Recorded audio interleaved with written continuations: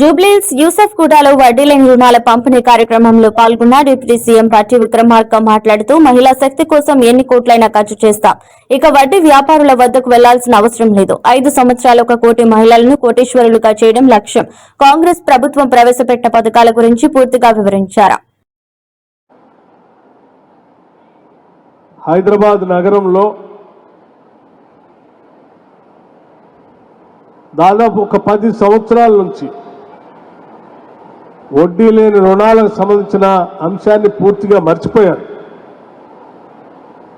అట్లాగే రాష్ట్ర వ్యాప్తంగా కూడా ఒక దశాబ్ద కాలం అంటే ఒక 10 సంవత్సరాలు మహిళల ఆర్థిక సాధికారత గురించి కానీ వాళ్ళకి ఇచ్చేటువంటి వడ్డీ లేని రుణాల గురించి కానీ పూర్తిగా గాలికి వదిలేశారు.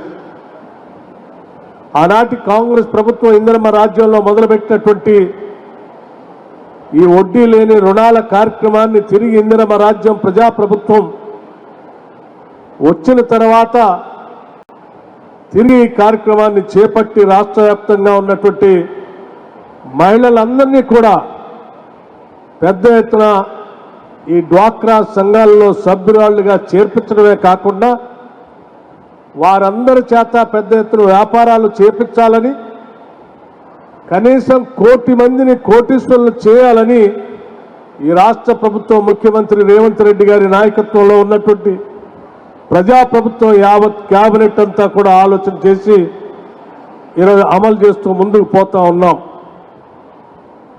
ఆ పోయే కార్యక్రమంలో భాగంగా మొట్టమొదటిగా సంవత్సరానికి 20,000 కోట్ల రూపాయల్ని మహిళా సంఘాలకు వడ్డీ లేని రుణాలు ఇప్పించడం ద్వారా మేము మొదలు పెడతాం కార్యక్రమాన్ని అని చెప్తే చాలామంది రాజకీయ పార్టీల నాయకులు మహిళలకి పంపిణీ చేసి ఒక రికార్డుని సృష్టించారు. ఈ రాష్ట్రంలో ఉన్నటువంటి మహిళల అభివృద్ధి కోసం ఈ రాష్ట్ర ప్రభుత్వం చేపడుతున్నటువంటి ఫలితాలని చెప్పి ఈ సందర్భంగా మీ అందరికీ మనవి చేస్తా ఉన్నాం.